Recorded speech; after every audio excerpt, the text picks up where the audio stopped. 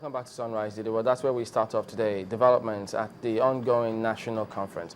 Well, joined this morning by Mr. Robert Clarke, who is a senior advocate of Nigeria, legal practitioner. Thank you for coming on this morning, sir. It's my pleasure always. Well, looking at that report and the proceedings at the national conference, one wonders, it's taking them that much effort to agree on the preliminary matters. Is that a typology of what to expect when they have to agree on the perhaps weightier matters, you think? You see, the creation of this National Assembly by President Goodluck is one of the best things that has ever happened to Nigeria. One has to give kudos to Mr. President for this, despite and in spite of what many people might think is behind the agenda for calling this conference. I honestly believe that the young man has good intentions. The problem is, you are asking Nigeria to sit down and you are bringing in old people who have had a fixed idea about what Nigeria is or has been. I looked at the contents of the people there. I can identify at least over half of the faces who have, I would not call stigmatized ideas, but fixed ideas of what Nigeria should be. If you put them there at their age, between 75, 80, 60 to 80 or 85, you can't change them overnight. The flexibility that the conference will require from people who have rigid ideas may never be attained. So you can see from the onset, certain people have fixed ideas, and they believe that with 2/3 majority or 3/4 majority, certain fixed ideas may not happen. The North may feel, look, this thing has to go one way. And since you need 3/4 percentage to pass it, we already have 1/4 percentage of the totality of members. Therefore, it will never pass. And these are people who have had a fixed mind.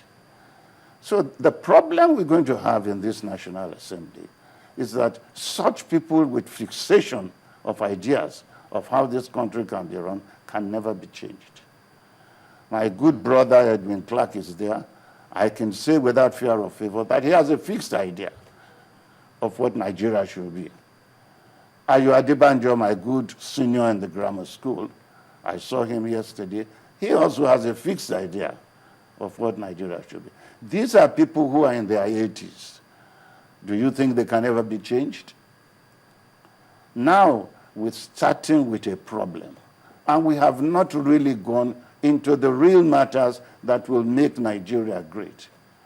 One of the problems we have is that the system of governance in this country is too expensive. Not only that it is too expensive, powers are being vested on our president, which no other president in the world has. When you look at Section 5 of the Constitution says all executive powers are vested in Mr. President. The same thing for the governors. They have become demi-gods, let's be honest. After God, Mr. President is number 2 in Nigeria. After God, the governor is number 1. So where are we going to go? If we decide to change the system of governance, you will find that many, many people, especially the politicians, who are enjoying the system, will never allow it. So if we really wanted to change, many of those who are there now should not be there. You should bring in fresh minds that have no fixation about any philosophy, that have no fixation about any idea, that are amenable to reasoning, and of course, with the love of the country. When you're packing people like Jerry Ghana, who has been recycled in Nigerian politics for the past 35 years, What is he going to tell us? He is enjoying the fruits of a presidential system. He has been in every military government in Nigeria and in all politics. These are the people who should not be there because they can never change. I'm sorry to say it. We need to allow this set of people to go and sleep. Nigeria should rethink of bringing in fresh minds who have never been in politics, who are matured enough to see what system goes on in other countries and what is the basic problem in Nigeria. You saw what happened about this recruitment. When a minister, without due process of law, decided to hijack from a board created by him. There is a board supervising the immigration department. Recruitment is a domestic work of the board of immigration. Why should the minister take it over? And in taking it over, look how he bungled it. Lives have been lost. What has been done? Right, Mr. Clarke, I think we'll come back to that immigration issue because there's so many other national matters we would like to raise with you. But I'm still thinking about this national conference and the way you have started this discussion. I think has actually caused some kind of thinking in the minds of loads and loads of Nigerians, because truly, if you look at the composition, as you rightly put, it's even good to hear it from you, who is also of that generation. If someone of a younger generation or my generation had come up there, it would amount to maybe you don't like to see the older generation in the driving seat. But do you think, as it is now, at least you're also an employer of labor, that we have younger persons in the country that can truly drive this process and come together to define what kind of country we truly want? You see, don't get me wrong about elderly people being there. I am not against that. We need their experience. We need their expertise. What I'm saying is that the elderly people now in this conference are already fixed about what Nigeria should be. They have already been part of what Nigeria is today. And they are part of the problems we have in Nigeria today. For instance, I don't believe in a presidential system of government. And if I were made to go into the National Assembly, I will fight vehemently that the presidential system should change, because I have a fixation that it has been a failure to us. My type of people is not wanted there, because at my age and my fixation on ideas, it will be difficult to change me. And that is why I'm saying people like Jerry Garner, Clarke, and others who have a fixation of what Nigeria should be and has been and is being now, will not want to change overnight. Not because they are old, but because they have a fixation. You can have old men who are experienced in the field of industries, who have no fixed ideas about governance, who are ready to listen to other people and learn from other people. Such are the people I think should have been here, not the old horses who have been recycled for the past 40 years. I'm getting to see this fixation point you have raised, because this is the second week now, and they have just 3 months, and as we speak, they haven't actually started. There's still argument about so many other issues. For yesterday, it was a rowdy session on a voting pattern, and so many other rules of engagement in that particular process. Do you think, the way it is going, that 3 months will be enough for them to carry out this task?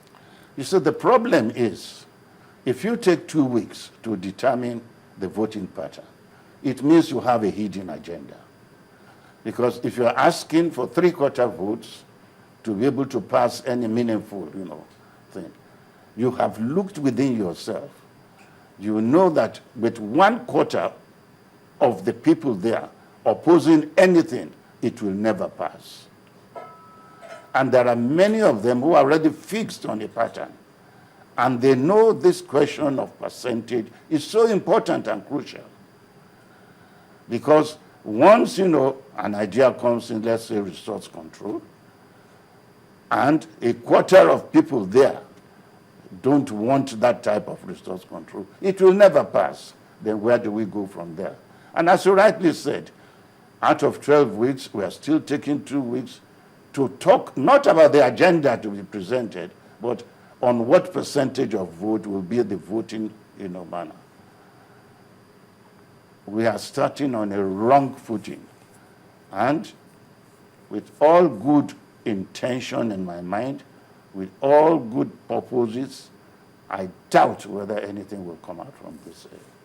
Why would you want a parliamentary system?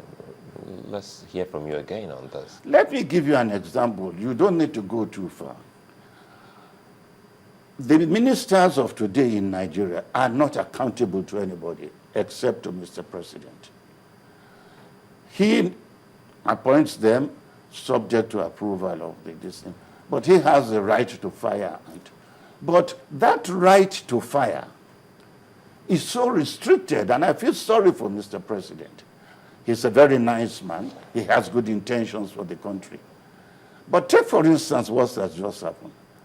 The Minister for Internal Affairs is a nominee of a strong party man, not Mr. President's choice, because ministers are, dumped on the foot of the president. Do they still do that? That is what happens. Each governor presents a candidate to Mr. President. The president of the Senate presents his own candidate. The speaker presents his own candidate.